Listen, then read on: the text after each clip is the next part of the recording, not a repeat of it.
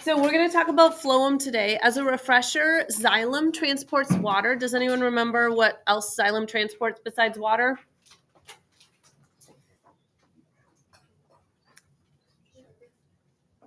What does xylem transport besides water? Minerals and hormones. Yeah. So phloem are living cells that transport food, our sugar, oxygen, and hormones. So they transport hormones too, but they're also transporting oxygen. Plants need oxygen. You might not think they do, but they do. We're going to eventually learn that oxygen helps them make sugar or help make sugar or help actually burn sugar to create energy, not make sugar. If you take a look at these two pictures, you will see that the xylem, we're flowing up. The water is flowing up. In phloem, it can go in both directions. That's because sugar needs to be able to flow in both directions in order to get the sugar to where the plant needs it. So transport sugar in all directions.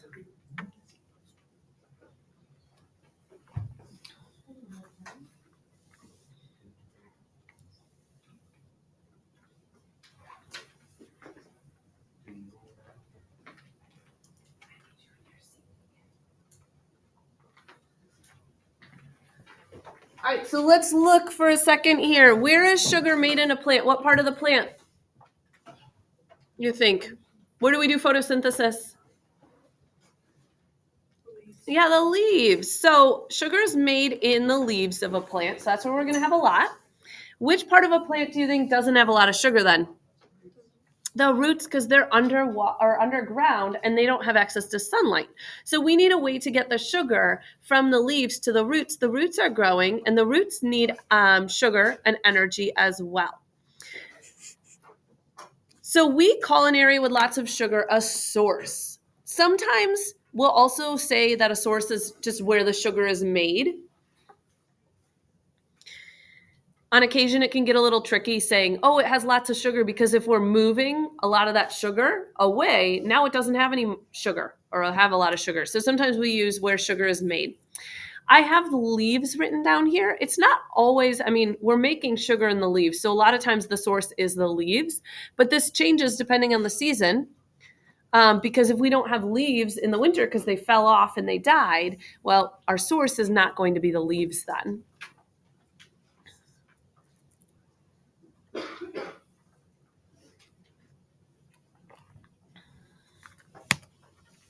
A sink is an area with a little sugar, or it's where sugar is stored or used.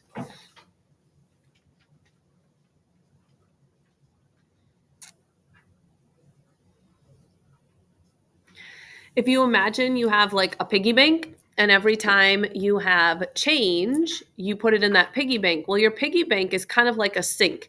It doesn't have a lot of money in it right away, but as you put more and more money, it's going to actually get more and more coins in there. And so sometimes this definition, area with a little sugar, doesn't really make a whole lot of sense, because like the piggy bank, if I'm adding more and more coins, eventually I'm going to have a lot of coins in there, just like eventually we'll have a lot of sugar in there. So sometimes we use the definition where it's stored or where it's going to be used instead. Now, sugar is always going to move from source to sink. So kind of from that high area to the low area, kind of just like osmosis, or the area it's made to where it is going to be used.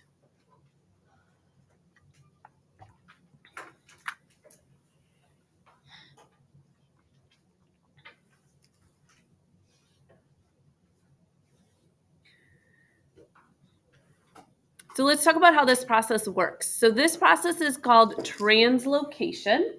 Trans means across or between, and location means places. So across or between places is how we're moving sugar. So the first thing that happens, you guys told me sugar is made in the leaves. Photosynthesis, sunlight, helps create that sugar.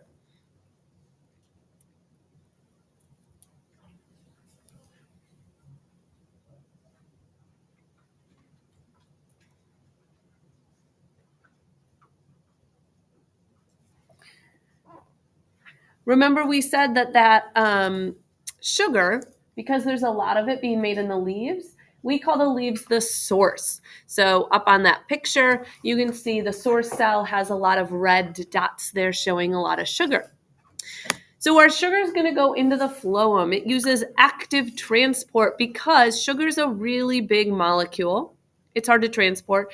And the phloem has a lot of sugar in it already. So it's not like it's necessarily moving from high to low. The phloem has a lot of sugar in it already, so it's got to kind of move against the concentration gradient. But the active transport part is not the most important piece here. We just need to know that it enters into the phloem.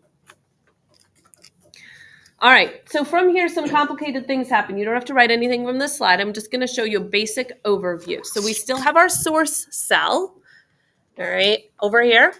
And our sugar is going to move into the phloem. So we know that that's going to happen. So from the leaf into the phloem, into this straw-like tube that's going to bring it all the way down to the roots. And now water is going to move in from the xylem. So water wants to be at equilibrium.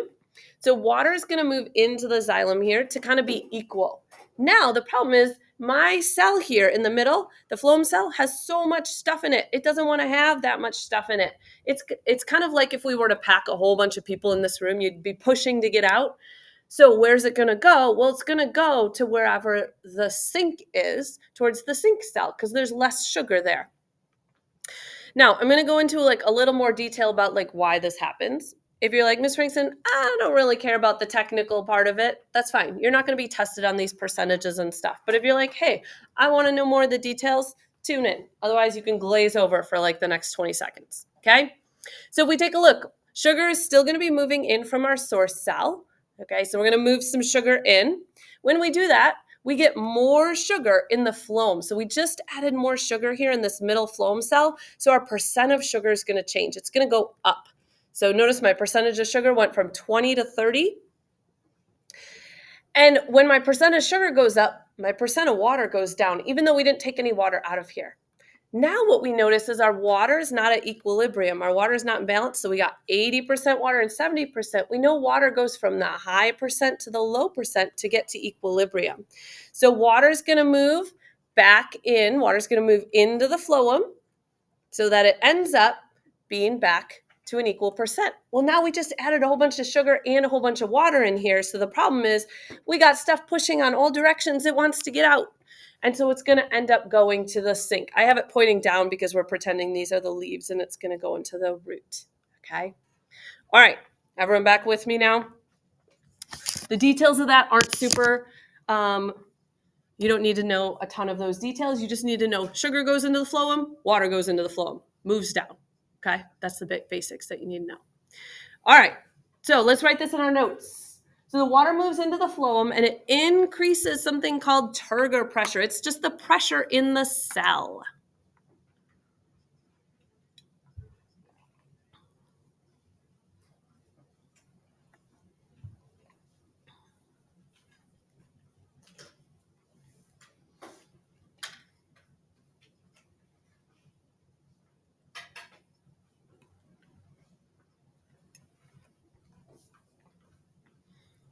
So if we take a look at the picture with the cells,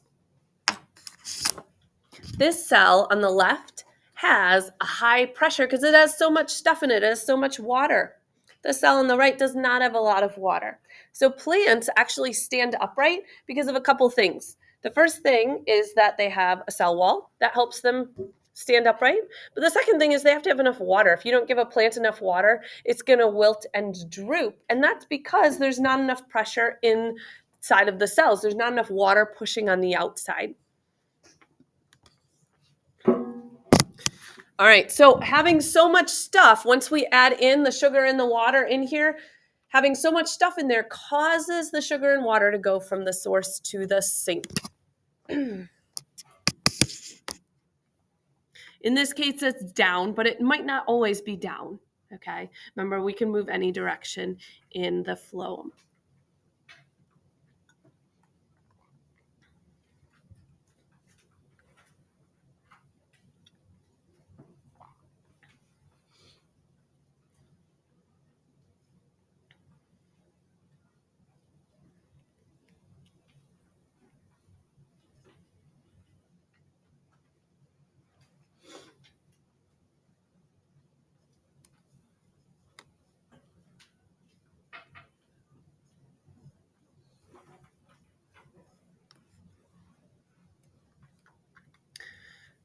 All right. So I'm going to show you how this works with beads. So what I need you to do at your table, I need you to grab one of these big pieces of paper. I need you to grab the beads. There's not enough there's not enough bags of beads for each person. So just share the bags at your table. If you're watching the recording, you can fast forward through this.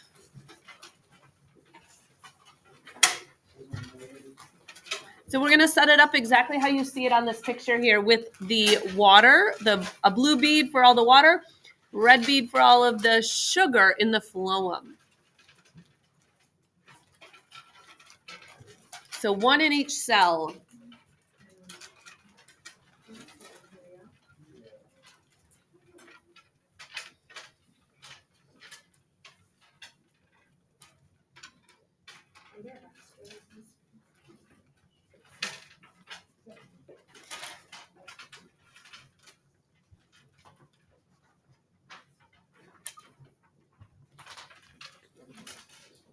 So as you're setting these up, you can notice the red beads, I kind of made them look like, I tried to find hexagon beads because remember, glucose or sugar is a hexagon. Your water is blue. So first thing we have to think about after we get our beads set up is where do we make sugar? So where did we say the plant makes sugar? What part? Yeah, leaves for photosynthesis. So you've got a leaf at the top.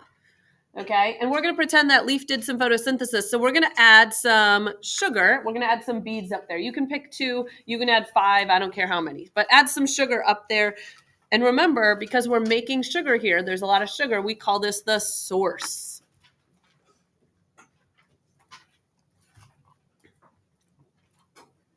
Now, our sugar needs to get to the roots because the roots are growing. And also, we don't want our leaves to just fall off with all the sugar in them. So we need to get them to the roots, okay? So where do you think our sugar is going to go? Into the xylem or the phloem?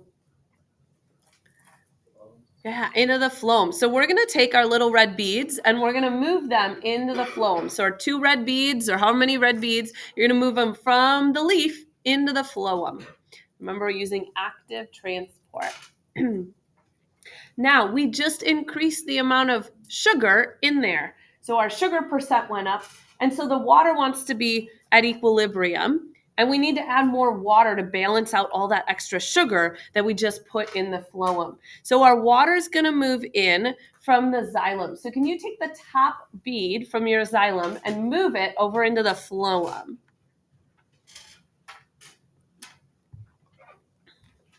What do you think is going to happen to all the rest of the waters in the xylem? Yeah, going to move up.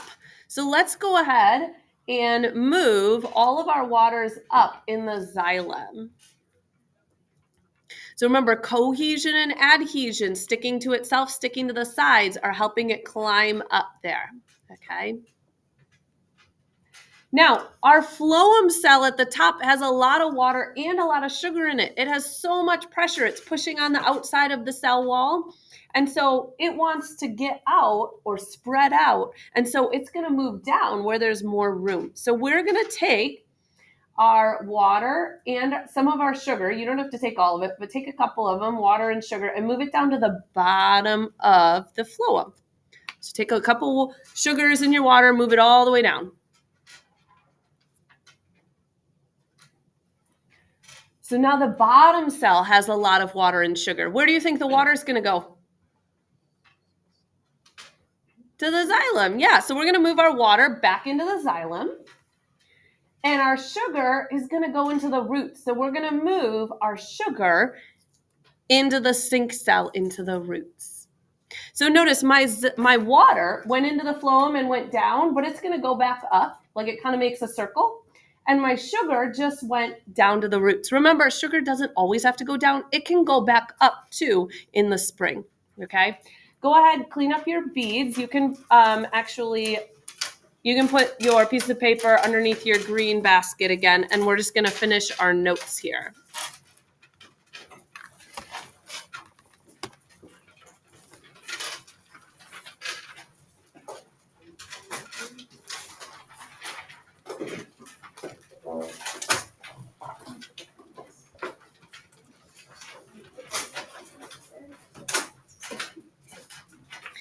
While you're cleaning up, you don't have to write anything for this, but where is all the sugar during the winter when the plant has no leaves? Where is the plant going to store it? In the roots. Okay, great. Or sometimes in some of the stem and the trunk. And our problem is that the new leaves, buds form, and they're going to be our new leaves in the spring. But in order for those buds to grow, they need energy, they need sugar. So we have to take, in the spring, we have to take our sugar from the roots and bring it back up. Okay, so in the spring, sugar moves from the roots up to the branches, up to the buds that are going to become our new leaves. I'm starting to see those in the spring. You're starting to see the buds outside on the trees? I haven't been looking super closely. We have one right outside our window, so. Nice.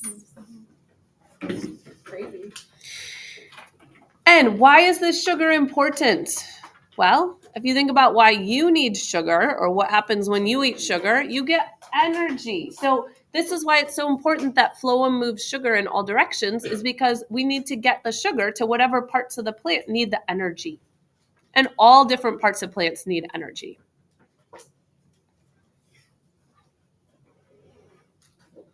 So the last thing we're going to do is we're going to look at a stem. We've looked at a root, and we're going to look at the patterns in a stem.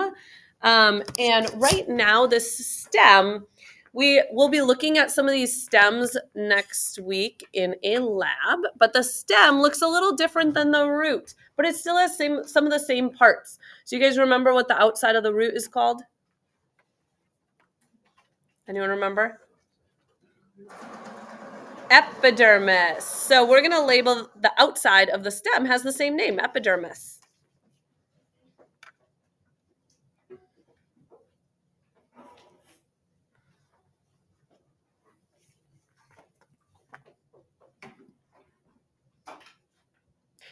If we take a look at the picture of the root, okay, we've got xylem and phloem. Which one has bigger cells? The xylem does. So the xylem's going to have bigger cells, but the xylem here and the phloem are bundled together. So they create these little bundles called vascular bundles. They're just together in a little candy corn shape. Vascular means vessel. So remember, our vessels are just xylem and phloem. So this is just saying, oh, this is our xylem and phloem together. It's just a way of saying they're together.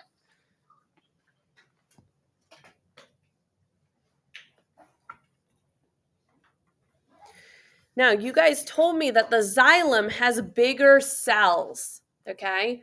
Which one also is more in the middle in the root? Xylem or the phloem? Which one's closer to the middle? Yeah, the xylem. So look at here in my stem, my xylem is closer to the middle, and it also has the bigger cells that are dead. So similar to the stem, similar to the root, they're just arranged in slightly different ways. Why are they arranged in different ways? It's just how the plants have evolved. They found that it's better to have them arranged differently in the stem versus the root for whatever reason. And then the only other part is the part in the root that stores some of the food. And they have that part in the stem as well. It's called the cortex.